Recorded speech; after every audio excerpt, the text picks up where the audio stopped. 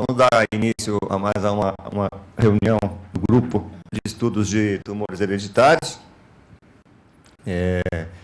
Mais uma reunião por streaming. Hoje a coordenação vai ser feita lá da Unicamp, em Campinas, serviço de coloproctologia, pelo Dr. Martinez e o grupo dele, que vão apresentar o caso clínico. Mas antes de começar, eu queria mais uma vez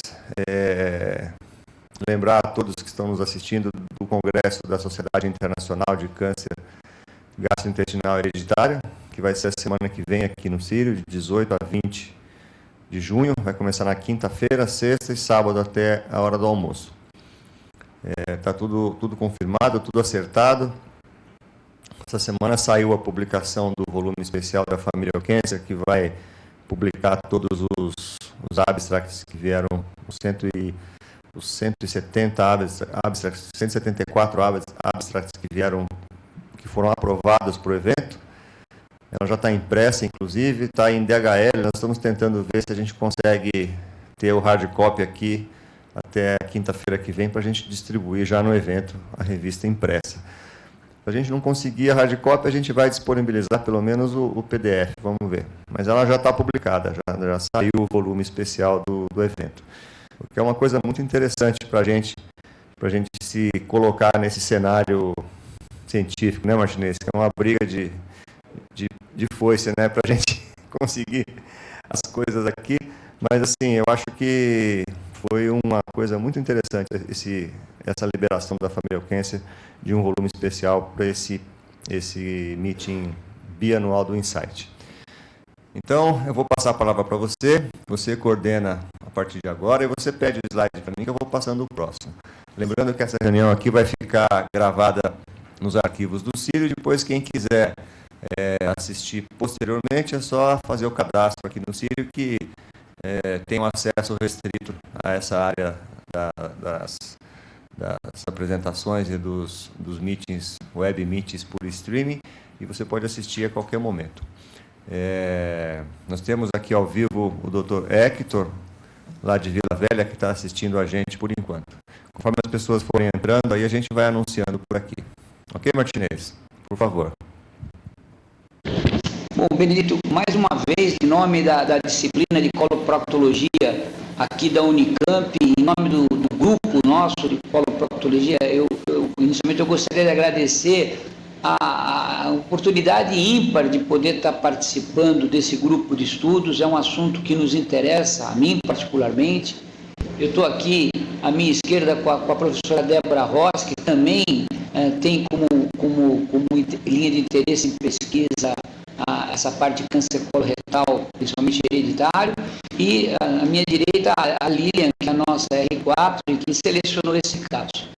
Bom, Benedito, o que eu procurei fazer para tornar um assunto assim, sair um pouquinho do Lynch e da polipose, eu procurei trazer para discussão um caso raro que nós tivemos a oportunidade de seguir no final do ano passado e nesse ano aqui no Unicamp, e assim nós podíamos trocar algumas ideias a respeito do que foi feito, o que vocês também poderiam sugerir. Então eu vou pedir para você colocar para a gente o nosso primeiro slide e vou passar a palavra para a Lilian, que vai apresentar o caso. Então, boa tarde a todos. Então, vamos dar início à reunião. O próximo, por favor. Então, o caso é no paciente de 34 anos, sexo masculino, cor branco, é natural de Doresópolis, Minas Gerais, e procedente de Campinas, São Paulo. Ele veio para nós com uma queixa de uma anemia, uma perda ponderal de 6 quilos em 6 meses, de 8 quilos em 6 meses, acompanhado de alterações do hábito intestinal, tendendo à diarreia. E refere que durante o período teve 2 episódios de evacuação com sangue. Próximo. De antecedentes que ele nos trazia, ele tinha o diagnóstico de diabetes tipo 2, né? Faz uso de insulina, tem um diagnóstico de asma persistente grave, né? Tratando com a pneumologia, faz uso de salbutamol, o alênia e 3 internações anteriores por pneumonia, sendo a maioria delas durante a adolescência. De antecedentes familiares, tem um irmão mais velho, falecido por metástase hepática de câncer coloretal aos 41 anos.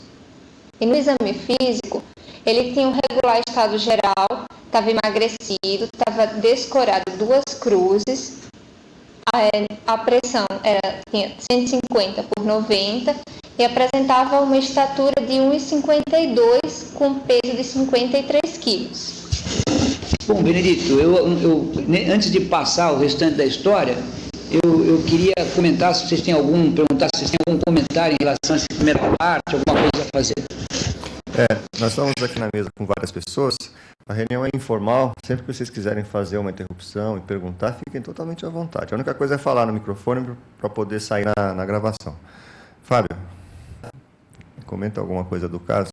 Oi, Martinez. Oi, pessoal. Boa tarde. Tudo bem?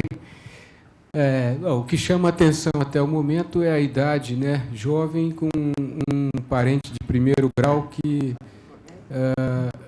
também teve câncer coloretal numa idade jovem e acabou falecendo já com progressão de doença. Então, de início, apesar de essa ser uma reunião de câncer hereditário, mesmo se não fosse, acho que nós teríamos que pensar em alguma possibilidade de síndrome hereditária pelo fato de ter um parente de primeiro grau em idade jovem com câncer coloretal. E, obviamente, isso cria a necessidade de um alerta para um indivíduo que está com uma queixa de alteração do hábito intestinal. Vocês querem comentar alguma coisa, Renata? Não? Só lembrando aqui que a doutora Milena Flória Santos, lá da Genética de Ribeirão Preto, está assistindo a gente também. E o Hector Vanderlei, lá de Vila Velha, no Espírito Santo, também continua online. Fazer só mais um comentário, que no Brasil pode até ser uma questão própria da raça, vou dizer assim, mas é um indivíduo adulto de uma estatura relativamente baixa para a mediana brasileira, inclusive. Então, pode ser que tenha alguma relação, eventualmente, de síndromes que poderiam interferir de alguma forma no crescimento e que, ao mesmo tempo, aumentariam o risco de câncer coloretal. Obviamente, isso é uma suposição, eu não conheço nada do caso, né? Só lembrando que as pessoas que estiverem assistindo a gente e quiserem fazer perguntas, pelo website que você está assistindo, existe uma ferramenta para chat. Então, você escreve a pergunta via internet, que a gente recebe aqui no nosso computador, a gente faz a pergunta aqui e discute o comentário aqui com o grupo que está apresentando o caso. Por favor, Martinez. Eu queria aproveitar a oportunidade de mandar um grande abraço para o Fabinho aí e perceber que o Fabinho teve a mesma impressão que eu tive quando nós atendemos esse paciente, né? Uma coisa que me chamou a atenção logo que ele entrou na sala, antes mesmo de contar a história, era esse fato, que era um indivíduo que ele tinha uma estatura e mesmo um peso bastante abaixo daquilo que a gente está habituado a ver no nosso dia a dia, né? Então, realmente, Fabinho, parabéns, realmente a primeira coisa que me chamou a atenção foi isso mesmo. Vou passar para a Lília de novo. Só para reforçar, dos antecedentes familiares, não havia outras histórias, né? Ele não relatava outros familiares, parentes de primeiro grau, irmãos ou outros primos, tios, enfim, que tivesse história de câncer e, em específico, câncer coloretal. Então, não havia essa história. Próximo, por favor. Então, e outras alterações do exame físico que a gente via é que ele tinha uma face estípica, né, a bird-like, tinha uma voz estridente, né, tendendo a um timbre mais agudo, tinha um palato ogival, tinha a prega palmar transversa única, tinha clinodactilia, a microorquidia, tinha uma mancha hipertrômica no abdômen, tinha poiquilodermia em face, lesão tumoral em fronte, uma fóvea coxígea e um apêndice cutâneo pré-sacral, que eram alterações que nos chamavam bem a atenção. Puxa vida, que bela avaliação clínica, hein? Vocês estão de parabéns, viu? Obrigado, viu, Benito. Bom, diante dessa... Isso tudo já era uma coisa praticamente visível na admissão do paciente no consultório, né? Mas conversando com o paciente, a segunda coisa que chamou muito a atenção de nós três foi o timbre vocal que esse paciente tinha. Ele parecia uma mezzo-soprano, falando assim num tom muito agudo de voz, sabe? E isso nos fez, então, dar uma olhadinha melhor se ele tinha algum problema de fonação, algum problema, alguma malformação vocal, né? Empalato, alguma coisa. E realmente, o que a gente percebia é que ele tinha um palato bem ogival, bem profundo. Eu no início até pensei que pudesse ser uma malformação, uma fenda palatina, alguma coisa. Não, era um palato muito ogival, né? E aí, então, partindo para um exame físico mais detalhado, todas essas alterações que a Lilian descreveu foram possíveis de a gente detectar. E eu acho que algumas nós documentamos e nós vamos mostrar para vocês. Admitindo a minha ignorância em genética, com todas as informações importantes que vocês colocam aí, eu não consigo pensar no diagnóstico. Não sei se alguém é presente aqui. Essa é a importância de ter um serviço de genética dando suporte para a gente, né? Porque a nossa formação cirúrgica e oncogenética vai até um certo ponto, né? A partir de um certo ponto, como, por exemplo, medida de circunferência de crânio, altura de implantação de orelhas, distância entre olhos, essas medidas todas a gente não está afeito, não é verdade, Martinez? Então, assim, nesse momento que você se depara com um caso que aparentemente tem alterações morfológicas aí evidentes, a gente sente a falta do suporte do especialista. Não sei se vocês sentiram isso. Eu, vendo esse caso aqui, estou sentindo isso.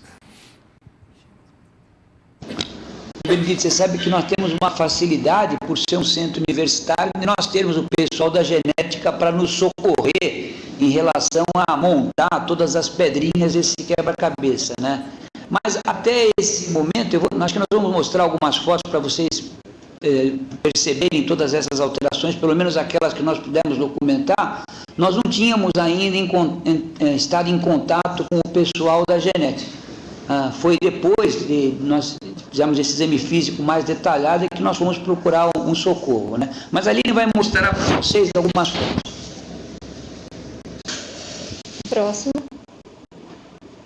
Então, aqui é só a representação, né, que é a foto do paciente. Aqui a gente pode ver a dolicocefalia, que é essa face em uma predisposição mais triangular, né, que você tem um aumento um pouco do perímetro cefálico e um hipodesenvolvimento da região da mandíbula, o que dá uma característica dessa face mais triangular, fina e alongada. Próximo. Aqui a gente quer ressaltar a implantação baixa das orelhas, tá? Que a foto não ficou assim, não deu para visualizar bem, mas pela disposição a gente consegue perceber e realmente tem uma implantação mais baixa das orelhas. Próximo. Aqui a foto também não foi capaz assim, de dar um detalhamento maior, mas na região malar, bilateral e na região nasal, na região também de fronte, o paciente tinha telangiectasias e tinha descamação e tinha eritema. Numa foto mais aproximada vai dar para ver um pouco melhor. Próximo. Então, aqui a gente quer ressaltar tanto a questão do eritema, um pouco superior à nodulação, eritema com a presença de telangiectasias e uma leve descamação e essa nodulação na região de fronte. Bom, Benedito, quando nós estávamos examinando esse paciente, ele nos frisou que essas alterações dessa hiperemia com telangiectasia que ele tinha na face, que lembrava muito um eritema vespertilio, alguma coisa lupus-like, ele dizia que isso piorava muito quando ele tinha uma exposição solar maior. E que ele tinha que continuamente fazer uso de protetores solares de alto grau de fotoproteção para poder com que essas lesões ficassem assim como estão. Se ele não usasse esses protetores solares de alto fator de proteção, ele chegava a ter a formação de feridas como essa que vocês veem na fronte, que já tinha cicatrizado, né? E eu perguntei para ele há quanto tempo ele notou essa segunda lesão abaixo desse eritema. Ele falou que ele já vinha notando que há uns 8 ou 9 meses essa nodulação vinha aparecendo aí na fronte. Eu deixo a vocês aí à vontade, se quiser fazer algum comentário adicional. Sempre quem acompanha a nossa reunião aqui online é a doutora Fernanda Lima, que faz oncogenética lá no Hospital Albert Einstein. Só que a formação dela é em genética clínica, em genética médica. Então, se ela estiver nos assistindo aí e quiser participar com alguma observação, ela sempre assiste a reunião. Hoje mesmo ela me falou que ia assistir pelo celular dela, que ela não tinha condições de vir, ela ia assistir à distância. Então, se ela puder também nos contribuir com o caso, fica a sugestão aí para a Fernanda. Fábio, você ia falar outra coisa? Vocês têm informação se o irmão que faleceu de câncer também tinha essas características do ponto de vista físico? Tinha sim, Fábio. Depois que nós terminamos o exame clínico do paciente, eu quis ter mais detalhes a respeito do irmão falecido. E ele me disse que o irmão tinha as mesmas características dele. Tinha baixa estatura, era menor ainda do que ele, tá certo? Ele chegava a 1,48 m, se não me falha a memória, magro, e tinha o mesmo tipo de sensibilidade à exposição solar. Ele tinha essas mesmas manchas, principalmente na face e nas superfícies do corpo que ficavam expostas à radiação solar. O irmão tinha essas características. Tem um comentário aqui do Hector, que está participando à distância. Ele está mencionando que o exame físico, talvez por essa lesão, lembre aí um xeroderma pigmentoso. Tá? É um comentário. Acho que no desenvolvimento aí do caso nós podemos discutir um pouco mais sobre esse aspecto. Eu acho, Fábio Benedito, que tem alguma foto a mais que a Lili ainda vai mostrar para vocês. Então, aqui a gente pode ver a exemplificação da prega palmar transversal única, né? Na mão direita. A clinodactilia, que a gente vê principalmente no quinto dedo, né, das mãos, bilateralmente. E a partir daqui, né, a gente já começa a investigação para a queixa que diretamente ele chegou até nós, né, que era a queixa da anemia, da perda ponderal. Então, a gente iniciou a investigação com a colonoscopia e a endoscopia. Então, aqui a gente vê fotos da colonoscopia.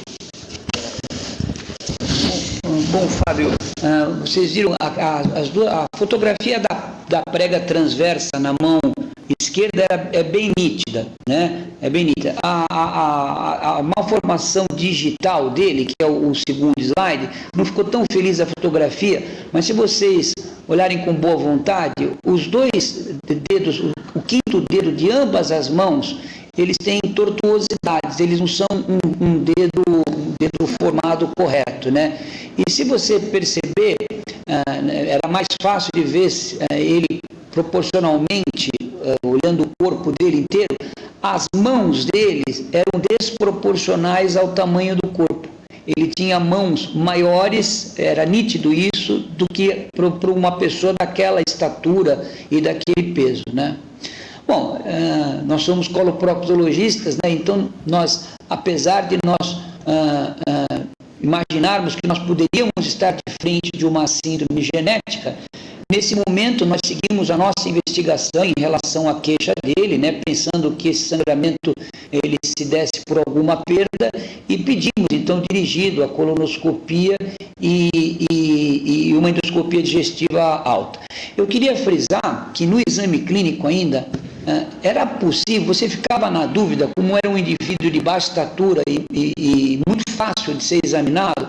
Eu realmente examinei ele, eu fiquei na dúvida se palpava uma massa no cólon direito, sabe? Eu tive uma dúvida, e por isso que a gente fez primeiro, então, o exame colonoscópico, tá? E aí ele foi então encaminhado para que o pessoal, tanto da dermatologia, nos desse uma opinião em relação àquela lesão nodular que ele tinha na fronte, em relação ao eritema, e ao pessoal da genética, um auxílio se essas alterações todas poderiam pertencer a alguma síndrome, e se essa síndrome podia então ter alguma relação com a neoplasia que a gente encontrou. A Lina vai continuar o caso. Então, aqui, como o Dr. Martinez comentou há pouco, né, então a gente começou a investigação da nossa parte em relação à anemia, perda ponderal, né, com a colonoscopia e com a endoscopia. No entanto, fizemos os devidos encaminhamentos para pedir auxílio para possíveis outros diagnósticos. Então, aqui a gente tem a foto da colonoscopia, né, a gente vê uma lesão que é estenosante, que estava presente no cólon ascendente. Aqui uma foto à direita, a foto da lesão, uma estenosante que impedia, né, a progressão do aparelho. Fábio, Benedito, eu queria comentar para vocês que nós estamos diante de um indivíduo de baixa estatura, uma faixa etária não comum, como nós comentamos no início, de câncer coloretal, e agora sim com um câncer de colo direito, né? E aí, a primeira ideia, naquela altura que me veio, é que de repente isso aí não podia ser alguma agregação familiar ou algum tipo de tumor relacionado a uma instabilidade. Eu queria ouvir a opinião de vocês.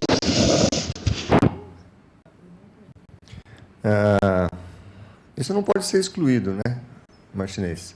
O que a gente tem que lembrar sempre é que pode haver sobreposição de síndromes, né? Isso é uma coisa que você não pode afastar. Então, o fato de você estar diante de um quadro claramente com várias características de malformação, de dismorfia, né? Você pode ter associação de outra síndrome, como, por exemplo, a instabilidade microsatélite por lesão ligada a outra síndrome. Mas a primeira coisa que você tem que pensar é tentar unir tudo que o indivíduo apresenta na mesma causa, né? Eu só estou colocando a possibilidade de duas causas, que isso eu já vi acontecer. Isso pode desviar o foco da gente para tentar explicar achados diferentes, como a riqueza desse caso. O Hector, aqui do Espírito Santo, também coloca aqui um diagnóstico diferencial, que ele falou há pouco do xeroderma, ele coloca como síndrome de Bloom também, um diagnóstico diferencial. Renata, você queria falar alguma coisa? Eu queria fazer um comentário. Se nós olharmos o caso ao contrário agora, um indivíduo jovem, com um irmão, parente de primeiro grau com câncer de cólon, e ele agora com o diagnóstico de câncer de cólon, vamos olhar pelo lado do câncer de cólon hereditário. Se você dividir no poliposes, ele não tem uma polipose. Então, nós vamos excluir as poliposes que estariam associadas ao risco. Dentro das síndromes não polipoides, certamente esse perfil clínico não se encaixa naquelas mais comuns, né? Então, eu concordo com o Benedito que ou nós estamos diante de uma síndrome que tem associação com câncer de cólon, mas é muito rara, ou nós estamos diante de alguma associação de problemas aí, uma síndrome congênita, hereditária, mas que por alguma outra razão levou ao aparecimento de câncer de cólon, ou seja, podemos ter sobreposição de síndromes ou eventualmente, eu não, dentro da minha memória aqui, nas não polipoides, a gente não pensaria em linte com esse perfil clínico, do ponto de vista do cólon, sim, mas não com as outras associações, as outras manifestações clínicas, né?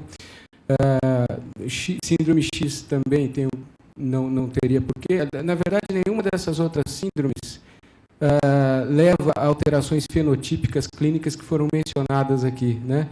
Mama cólon, Lynch, síndrome X, enfim, todas elas, o indivíduo do ponto de vista fenotípico, ele é normal, ele tem a predisposição para o câncer coloretal. Então, aqui é bastante interessante, mas não sei se nós estamos diante de uma associação ou de uma síndrome menos, cuja o risco de aparecimento de câncer coloretal é menos frequente dentro do perfil da síndrome, pode ser também. Fabinho, a gente ficou exatamente com essa mesma dúvida. Eu não sabia dizer para você, confesso a minha ignorância nesse caso, no início desse caso, eu não sabia dizer se era uma simples coincidência, que nós tínhamos um doente que tinha alguma síndrome, outra e a presença de câncer coloretal, ou se esse tumor fazia parte dessa síndrome. Então, por isso que a gente resolveu pedir aí o auxílio do pessoal das outras áreas, especificamente da genética. Né? A Aline vai mostrar o resultado, acho que Próximo. Então, ele trazia uma endoscopia que evidenciava pólipos em corpo e fundo gástrico, uma gastrite endoscópica e anatematosa leve de antro, e uma epitelização colunar do esôfago distal. A biópsia desses pólipos em fundo e corpo gástrico vieram pólipos que eram glândulas fúngicas, não tinham maiores alterações, e essa epitelização colunar veio compatível com o esôfago de Barre. Próximo. Então, aqui a gente vem um pouco para a parte da genética, porque, como o Dr. Martinez falou, assim, vendo o paciente tão jovem com câncer coloretal, pelo menos assim, na minha vivência, que é pequena, a gente sempre pensa nas síndromes mais comuns, né? Ou na polipose, ou na síndrome de Lynch, que a gente tem uma oportunidade, pelo menos aqui na Unicamp, tem alguns casos que a gente vê de maneira frequente aqui no ambulatório. Então, inicialmente eu até pensei, só que o que nos chamava a atenção é que o exame físico, como a gente viu, era bem alterado, então não tínhamos como afastar alguma outra alteração. Daí, né, pensar no encaminhamento para a genética. Na genética, eles fizeram a avaliação, né, fizeram o cariótipo e fizeram a avaliação de imunoglobulinas. Nas imunoglobulinas, a gente tinha uma redução, né, do valor de referência da IgA, estava em 50 mg por decilitro, né, estava abaixo do valor de referência, e na IgM estava 45. A IgG inicialmente estava normal, não tinha alteração da IgG. Em relação ao cariótipo, a gente viu um cariótipo que estava preservado em relação ao número, né, era 46XY, nesse ponto era normal, mas o que chamava a atenção é que foram encontradas em 5 metáfases com quebra de cromossômica entre 32 analisadas, o que representava um valor aproximado aí de 15% presença de quebra cromossômica. Além disso, foram detectadas uma figura trirradial e uma figura quadrirradial entre 100 células observadas. Aqui na análise, aqui na foto ao lado, eu só mostrei um esquema do que seria uma figura quadrirradial. Bom, Benedito, agora eu quero saber se algum pessoal da genética quer se pronunciar, porque quando esse caso foi discutido conosco, eles mostraram realmente que esse indivíduo tinha uma deficiência imunológica bem determinada, tá certo? E que aí, reportando a história clínica dele, nos mostrava que ele era um indivíduo que teve 3 internações anteriores por pneumonia, e foram internações graves, né? E tinha essas alterações genéticas que realmente eu desconhecia qual é a implicação e qual o mecanismo desse tipo. Então, eu queria passar para vocês, se vocês darem uma ajuda para a gente. Eu vou fazer que nem quadra de tênis. Chega aqui, eu devolvo para você. Não tenho a mínima ideia, Martinez. Não sei se alguém aqui tem alguma coisa a acrescentar. Está totalmente fora do meu escopo. Eu não consigo imaginar o que possa ser em termos de causa etiológica. Eu vou colocar um complicador aqui. Eu acho que quando eu vi essa história das 3 pneumonias, mas esse fenótipo, e a gente sabe que essas alterações de palato, orofaringe, etc., talvez pudesse até predispor a aspirações. Eu fiquei na dúvida se isso é por um fenômeno imunológico ou se é pelo próprio quadro sindrômico que leva a maior risco de problemas respiratórios. Se eu não estou enganado, essa síndrome, com aquele perfil, eu não lembro bem a história, mas a história que eu digo, não lembro bem a caracterização da síndrome, mas esse faces e essas alterações, elas possivelmente predispõem a problemas respiratórios. Então, ficaria na dúvida se é por um problema imunológico ou pela própria característica clínica fenotípica da síndrome. Posso falar? Então, em relação à pneumonia, a gente também não pode esquecer, ele tem um Barrett, né? Então, provavelmente, ele tenha refluxo, outra causa de pneumonias de repetição, né? O Hector, que está aqui acompanhando a nossa reunião e comentando vários aspectos dos achados clínicos laboratoriais, coloca que tanto a deficiência de imunoglobulina como as alterações do cariótipo são compatíveis com síndrome de Bloom. Ele acabou de fazer um comentário online aqui. Bom, Benedito, nós estávamos nessa fase do caso, com as mesmas opiniões que vocês mostraram aí. Nós achávamos que esse indivíduo, como ele era um asmático crônico, essas pneumonias de repetição podiam estar associadas à doença pulmonar e obstrutiva crônica. Também poderia, depois que nós tivemos esse resultado das imunoglobulinas, estar associado também a algum tipo de deficiência imunológica. E, como foi lembrado aí, como era um indivíduo portador de um esôfago de Barrett, então determinando uma esofagite de refluxo, que também, tá certo, essa pneumonia pudesse eventualmente estar relacionada com eventual refluxo. E como o Fabinho bem lembrou, nessa altura, nós conversando com o pessoal da genética, nós vamos adiantar o caso depois, eles nos disseram que esse tipo de síndrome que esse indivíduo tem faz parte da evolução clínica dele. Ele tem infecções respiratórias de repetição e essa é a segunda maior causa de óbito nesses pacientes, se seguindo das neoplasias, sobretudo de série hematopoética ou de trato digestório. A linha vai continuar. Só mais um comentário que o Hector acabou de fazer aqui, é que geralmente a síndrome de Bloom não chega na idade que o paciente está. Ele apresenta complicações previamente a essa idade que ele está hoje, né? Por favor, Lilian. Só para lembrar vocês, o irmão dele faleceu com 40 anos de idade, né? 41 anos de idade, então também faleceu precocemente. Então, só para fazer um adendo em relação ao slide anterior, eu também não sabia em que implicação teria essas alterações, mas só para exemplificar essa imagem quadrirradial e trirradial que foi observada pela análise do cariótipo, são alterações estruturais cromossômicas, né? Que a alteração cromossômica pode se dever a ser numérica ou estrutural.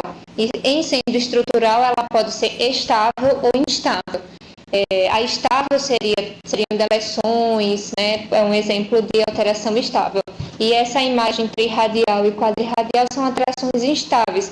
Significa que em toda divisão celular nem sempre ela está presente. Ela acontece em algumas, em outras não. Ou nem sempre elas estão presentes. Próximo, por favor. E para fazer uma avaliação mais a fundo, né, o geneticista, né, também solicitou um espermograma, que viu apenas a presença de células redondas, né, das quais 70% eram leucócitos e 30% eram espermátidos, né, o que corroboraria aí para uma infertilidade. E como eu havia comentado, né, a gente também caminhou para a dermatologia, principalmente por aquela lesão na região frontal. E eles avaliaram tanto a questão do eritema malar bilateral e nasal, né, que piorava a exposição solar, né, e tinha a presença também de telangiectasias e descamação. Para essas alterações, em princípio, eles orientaram continuar a fotoproteção. E eles fizeram a ressecção da lesão, né, da lesão frontal, que veio um CBC, um carcinoma bacelular nodular ulcerado, ocupando porções altas e médias da derme. Bom, Benedito, então o quebra-cabeça está começando aí a encaixar as pecinhas, né? Então, o pessoal da genética nos deu mais um dado, né? Nessa altura eles já tinham uma forte suspeita do diagnóstico do caso e eles pediram esse espermograma porque era uma evidência a mais que esse doente pudesse ter essa síndrome. E realmente o espermograma mostrou que esse doente ele tinha praticamente uma azoospermia, né? E naquela altura a pergunta que eu fiz era se o carcinoma basocelular de pele fazia parte do contexto da doença. E eles me disseram que toda a exposição solar grave nesses doentes poderia então levar à formação desses tumores de pele, inclusive de melanoma. Tá? Então, não sei se vocês querem fazer algum comentário. Não, acho que pode seguir, por favor, Lívia. Próximo. Então, como havia sido feito o diagnóstico da lesão, né, da neoplasia de cólon, então ele foi submetido a uma colectomia total, mas a anastomose ilioretal terminal a 4 centímetros da linha pectínea. Benedito, eu queria comentar, agora, queria ver a opinião de vocês.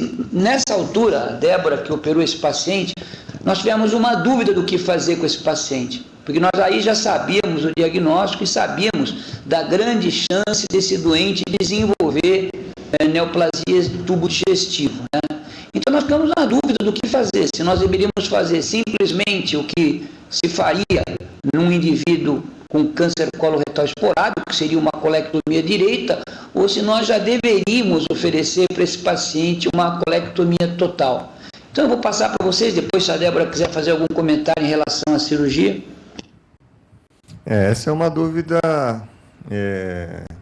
eu teria também, fazer uma colectomia direita ou fazer uma colectomia total. Eu acho que a decisão aí, basicamente, vai ser avaliando o risco de um segundo tumor primário. Eu acho que aí vai precisar do diagnóstico final para ter essa decisão, porque se ele não tem a polipose e a gente não tem o diagnóstico de uma síndrome de Lynch, para você propor a colectomia total, você tem que ter em mente o risco de você deixar a cólon remanescente aí para uma segunda lesão, né? Acho que a decisão tem que se basear aí. Não sei se alguém tem mais algum comentário a fazer. Acho que a dúvida é pertinente. Eu, pessoalmente, não acho que foi uma boa decisão, mas eu acho que eu teria feito uma ressecção segmentar, pensando no risco de outras malignidades, porque não é uma síndrome típica relacionada a câncer coloretal, e sim uma síndrome genética que predispõe ao risco de malignidades de uma forma geral, talvez. Considerando, inclusive, o problema imunológico, o problema do refluxo, o problema da asma, eu acho que eu teria sido um pouco mais conservador e feito uma ressecção segmentar, sabendo do risco eventual de um segundo primário de cólon ao longo da vida. Mas é puramente empírico. Acho que a gente não vai ter dados numéricos de qual seria o risco de segundo primário. Vamos ver se você mostra para a gente esse número aí, mas eu acho que é difícil, né, pela raridade.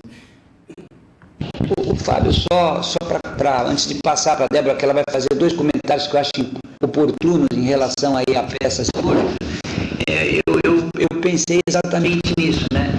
E o que me fez decidir por propor uma colectomia total para esse paciente, aí sim foi porque eu já nessa altura sabia do diagnóstico da doença e dos riscos de eventualmente um tumor metacólico, né? Mas eu vou passar para a Débora, ela só vai fazer alguns comentários em relação a isso. É só comentar que a peça está linda, viu, Débora?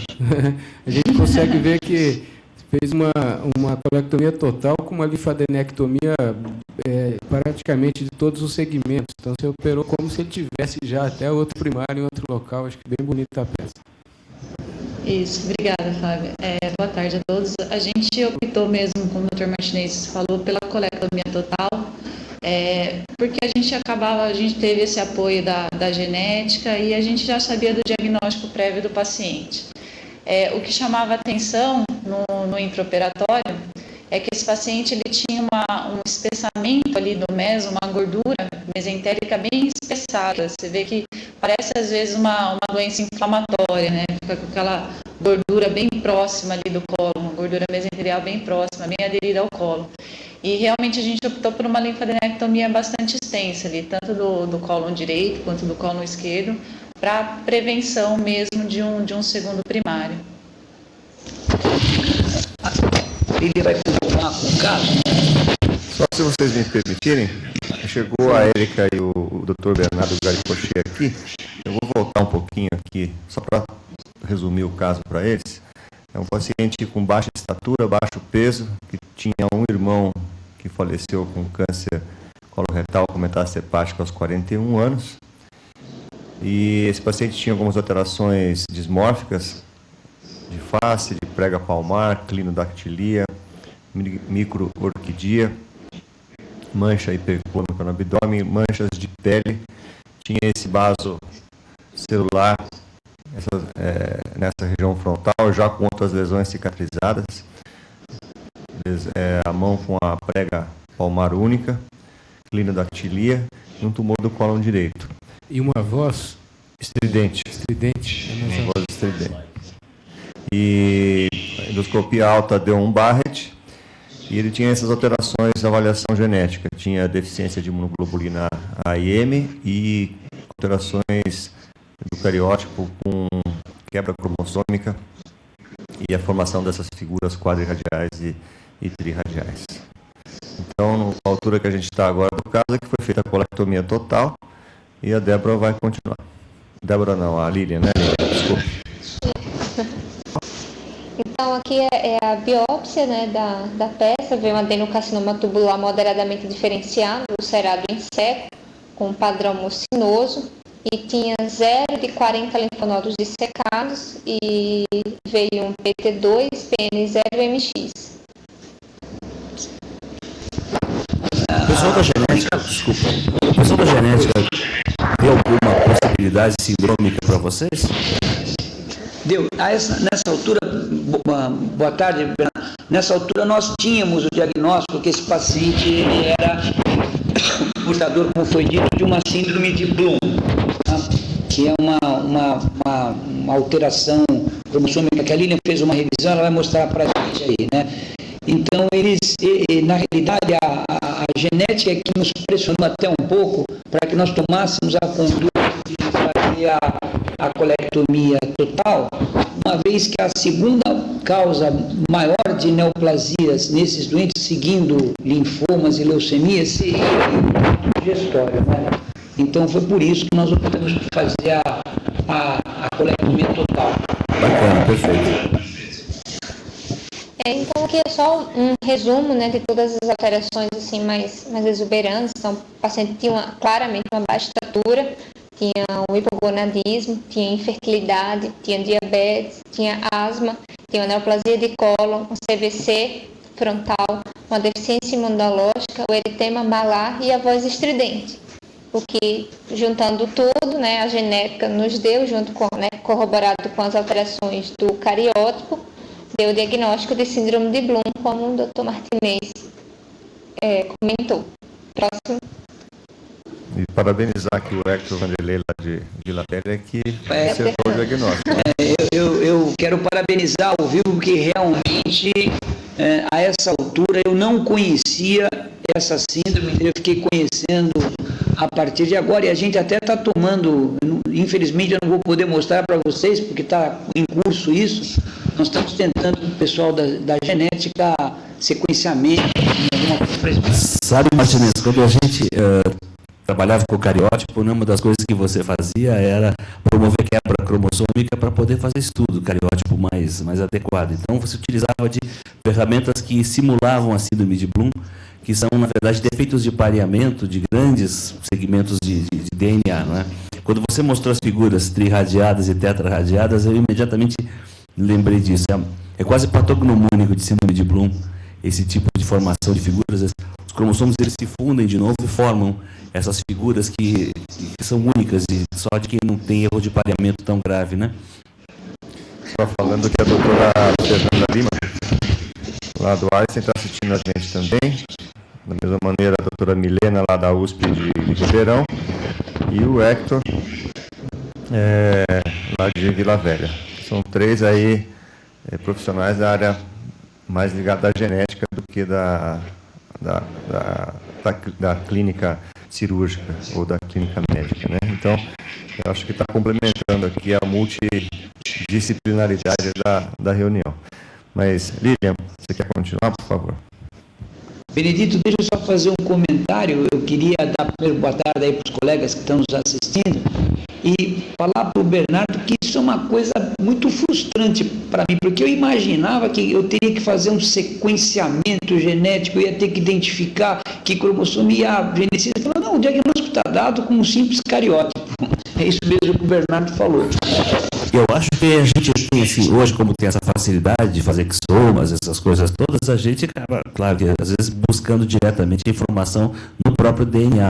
Mas é deixar bem claro, a gente não tem muitos estudantes que devem estar ouvindo aqui, mas não precisa, muitas vezes, quando os achados são muito evidentes, você não precisa sair de uma avaliação clínica muito bem feita e de um simples cariótipo para poder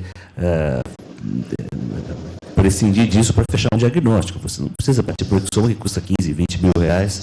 Você pode, com medidas muito mais simples, fechar um diagnóstico desses. O primeiro caso de síndrome de Bloom, houve 3 na minha vida, que não tem alteração hematológica. Tá? Isso me chamou a atenção. A gente descobre que eles têm mais câncer de pele, seques e vasos celulares, câncer de cólon, de estômago, junção esofágica, mas assim, todos os casos que eu vi, eles, não sei se por viés, eles tinham linfomas e leucemias. Na infância. Eu vi um caso de Bloom na época da residência, mas não tinha associação tumoral. Tinha associações dismórficas e carióticos só. Por isso que eu ia perguntar, você já respondeu, Bernardo, a associação de câncer coloretal existe, então, na síndrome de Bloom?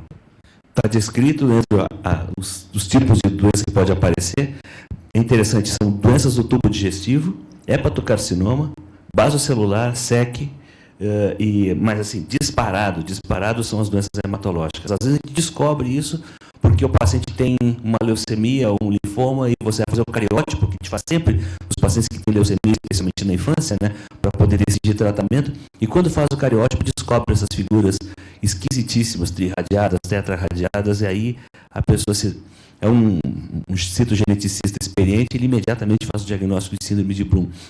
Não é uma doença que é tão subdiagnosticada quanto a gente imagina, porque as formas mais graves dessa doença, elas cursam com doenças muito graves e as pessoas acabam fazendo o diagnóstico por uma simples citogenética, um simples cariótipo. E ela não está mais associada a judeu a ser nazi?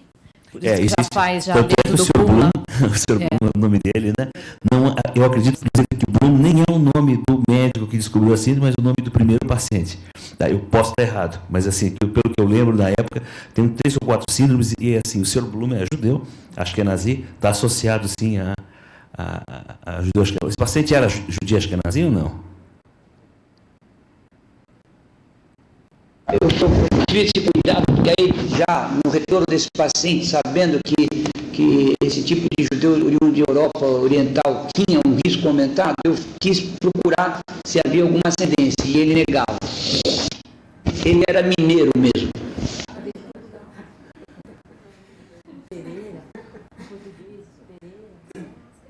Eu tenho uma dúvida que não ficou claro para mim se dentre as neoplasias, excluindo as neoplasias hematológicas, que são as mais frequentes, se o câncer de cólon seria a neoplasia de duto digestivo mais comum. Eu acho que isso é importante no sentido da questão ainda da colectomia total ou colectomia segmentária. Assim, Fabinho, como o Bernardo colocou, pela ordem, as doenças hematológicas, linfomas e leucemias são as que causam o maior número de mortalidade nesses doentes, seguido pelo câncer coloretal. Tá certo? O que eu não consegui levantar na literatura, a Lilian fez uma pequena revisão, ela vai mostrar, se existe maior possibilidade de tumores sincrônicos e metacrônicos. Eu não consegui ver nenhum artigo com isso, mas que o tumor de colo é o segundo maior, realmente é. E um outro detalhe que também me preocupou depois, como o Bernardo colocou, os tumores de transição esôfago-gástrica também representam uma causa, se me falha a memória, a 4ª causa de mortalidade. Eu queria lembrar para vocês que esse doente tinha um esôfago de Barrett, né? Então isso nos preocupou. Nós entramos em contato com o pessoal aqui do esôfago, ele está fazendo uma prevenção aí, um segmento para isso. Tá? Você sabe, Martinez, que assim, células troncoepiteliais do tubo digestivo, elas são tremendamente dependentes de uma via chamada WNT, Winglas. Essa é uma via que, na verdade, ela funciona para você jogar beta-catenina para fora ou para dentro do citoplasma. É uma via extremamente vital para essas células. Ela está extremamente ativa em células tronco Então, quando você joga a beta-catenina para dentro do núcleo, tá, ela vira um fator de transcrição, ativa o STAT3, e aí você tem uma proliferação organizada das células. É por isso que a renovação de todo o epitélio do tubo digestivo ocorre de maneira sempre em forma de paliçada e organizada. Tá? Quando você tem alterações que fazem com que os cromossomos comecem a se fusionar ou a duplicar de maneira errada, a gente tem uma situação que chama de instabilidade cromossômica, que você conhece, que a gente vê na APC, na polipose adenomatosa familiar. É uma doença de célula-tronco, na verdade. Tá? Esses pacientes, eles nascem com essa desorganização já, pela própria síndrome de Bloom, e não surpreende que eles tenham, exatamente em células tão dependentes da via WNT, da beta-catenina, eles tenham esse tipo de instabilidade cromossômica. Tá? Então, é um tumor muito afim do que acontece na polipose familiar. Claro que não com a mesma intensidade, né, porque o número de mutações é menor, mas assim, eu acho que vocês fizeram muito bem em fazer a colectomia desse caso. Então, só para dar continuidade, né, assim, quando veio o diagnóstico de síndrome de Bloom, eu particularmente nunca tinha visto nenhum caso, nem sabia detalhes, tive que estudar para ver o que é que aquela síndrome tinha relação com a coloproctologia, que é onde eu faço a minha residência. E no estudo, uma coisa que me chamou a atenção é que tem um centro de pesquisa vinculado à Universidade Presbiteriana de Nova York, que ela tem um centro de registro de pacientes com síndrome de Bloom. Então, ela começou já faz alguns anos. Então, os pacientes com síndrome de Bloom, eles são registrados e eles fazem um acompanhamento regular. Mesmo os pacientes que não estão localizados lá, mas bancos de dados, né, que eles fazem um acompanhamento e a incidência de neoplasias nesses pacientes e das alterações. Né. Próximo. Eu peço desculpa pela alteração, eu acho que talvez de formatação, mas aí estava o título do artigo. É um artigo não tão novo, é um artigo de 96, mas que ele faz um detalhamento, né, sobre as características da síndrome e sobre um segmento desses pacientes. Né? Então, ele fala que a síndrome de Bloom é uma doença autossômica recessiva, né? É uma doença rara, né, que está associada à deficiência de crescimento grave e de predisposição à neoplasia. Então, quando eu vi que essa era uma das principais características, né, da síndrome de Bloom, então aí eu vi a minha associação com a próto, que foi onde esse paciente teve a neoplasia de Seco.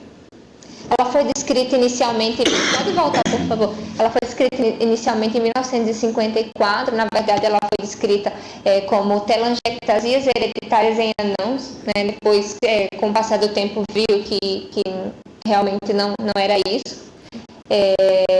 E fala da grande predisposição das neoplasias, né? Então, que a maioria das neoplasias surge por volta de 25 anos de idade, mas os pacientes podem desenvolver bem antes, desde a infância, na adolescência, podem ter surgimento de neoplasia.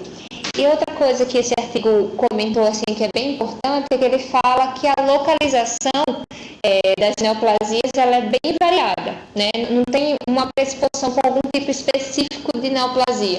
Não, ou de colo, ou de estômago, ou de sangue, é variada. E ela geralmente respeita a questão da predisposição da população em geral. E das características que eles detalham, né, dos pacientes com a síndrome de Bloom, é a baixa estatura, a dolicocefalia, o eritema malar, né, que geralmente é sensível à exposição solar, a deficiência imunológica, o baixo peso ao nascer e o retardo do crescimento. Só que ele fala que é um retardo de crescimento proporcionado, né? Então, o paciente tem proporcionalidade entre os membros e o tronco. A relação de infecções respiratórias na infância e quando o adulto geralmente está muito associada à doença pulmonar crônica o diabetes, né, que geralmente acomete 12% dos pacientes. Só que essa doença pulmonar crônica e o diabetes geralmente em pacientes adultos. a voz estridente e a microorquidia e a infertilidade. Então, quando assim, eu li o artigo e vi o caso do meu paciente, assim, eu fiquei extremamente surpresa, porque realmente ele se encaixa em todas as características. Próximo. Mais uma vez, também não saiu a tabela que eu havia colocado aqui embaixo, né, mas aqui, falando em relação à associação com a malignidade, geralmente a neoplasia mais comum em pacientes menores de 16 anos é a leucemia, assim, indiscutivelmente, né? E que esses pacientes realmente têm uma maior incidência de neoplasia, né, dos cânceres de pele. E aqui ele mostrava uma tabela mostrando a questão do padrão variado, mas ele botava que em primeiro e segundo lugar era a leucemia, seguido do linfoma, e terceiro lugar eram os carcinomas. Né, daí o adenocarcinoma, do colo, do estômago, de transição, né, mas há vários outros tipos de neoplasia, há hepatoblastoma, há o tumor de Wilms, e outros tipos de cânceres. Próximo.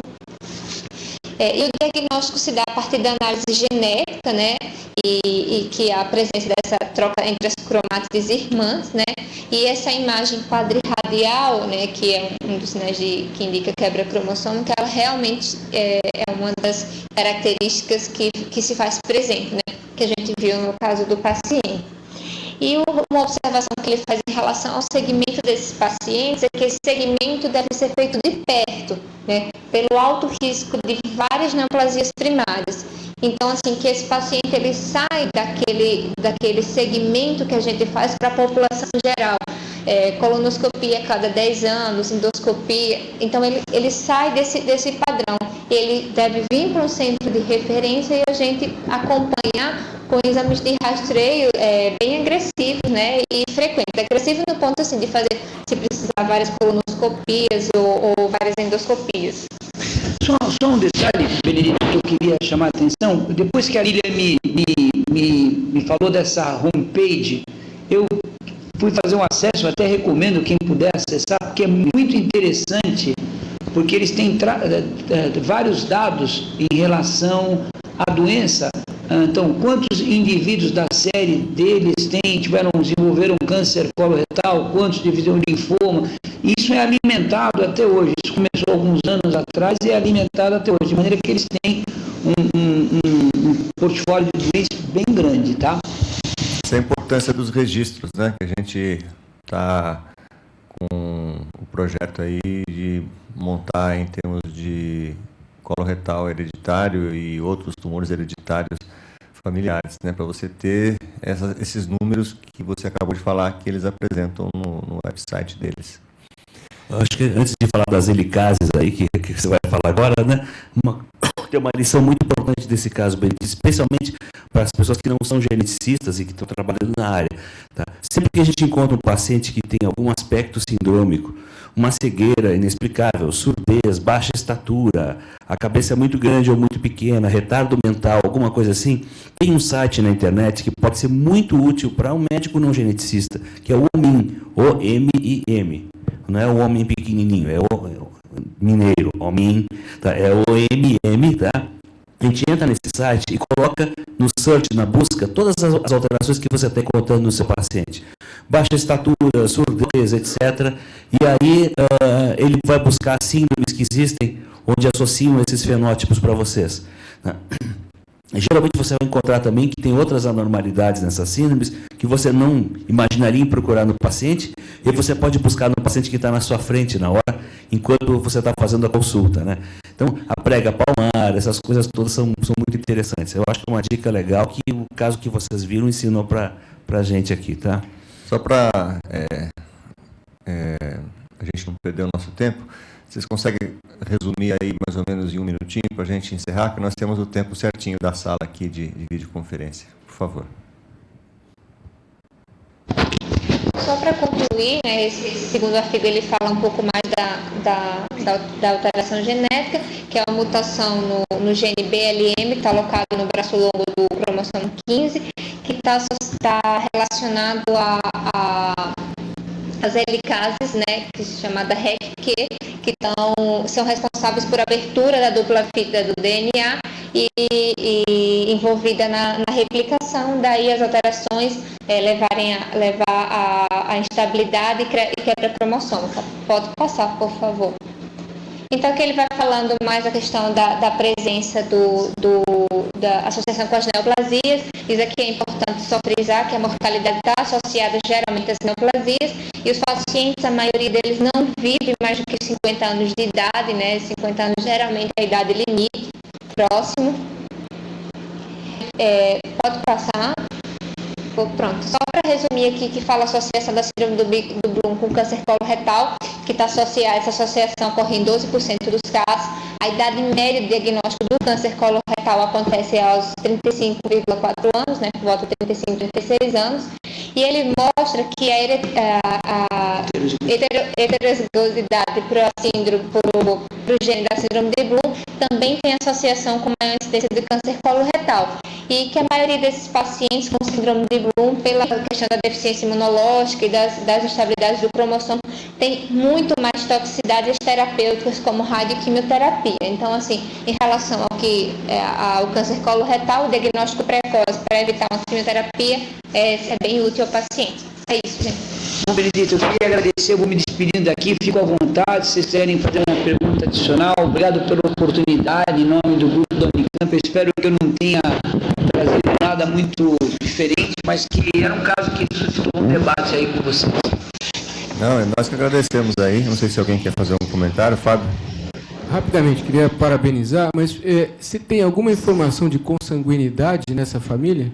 Eu fiquei pensando aqui, é uma síndrome autossômica recessiva e nós temos 2 irmãos. Tem alguma explicação mais plausível para essa? E com o fenótipo completo, né? Então, ou seja, ele deve ser homozigoto, provavelmente. Não, Fábio, esse doente ele ainda está em tratamento com a gente, porque ele foi operado e retornou com a gente do baço celular há pouco tempo. Mas eu não tenho nenhum outro dado adicional dele por enquanto, não. A gente está fazendo estudo genético dele. A doutora Lícia se propôs a sequenciar esse exoma dele. Vamos ver se a gente tem algum dado para acrescentar mais. Eu acho que você pode publicar como a síndrome nos mineiros, aí que também pode aparecer, né? Um dado. Um abraço para todos. Um abraço, parabéns. Muito obrigado, Martinez, obrigado, Lilian, obrigado a todos vocês que assistiram, a Fernanda, a Milena e ao Hector, e a todos vocês que vieram pessoalmente aqui. Lembrando que a semana que vem a gente tem o Congresso do Insight, quinta, sexta e sábado, que a Unicamp e a Universidade de São Francisco vão prestigiar em peso, né, Martinez? E a gente se vê a semana que vem, então, aqui. Muito obrigado a todos. Obrigada. Obrigada.